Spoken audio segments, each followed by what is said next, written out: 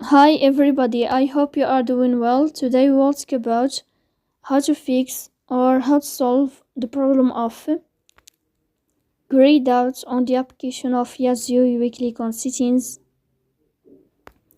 Here we can click on apps, default apps, app settings. On above here we'll search about the application of Yazio app and you will enter. Then we click on first stop and we click OK.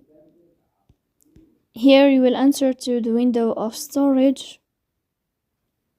Here we click on clear cache. Then you can turn on your airplane mode and you can turn off your airplane mode again to fix that problem. So that's all. Don't forget to support us by like and subscribe. See you next time and thank you for your watching and your attention.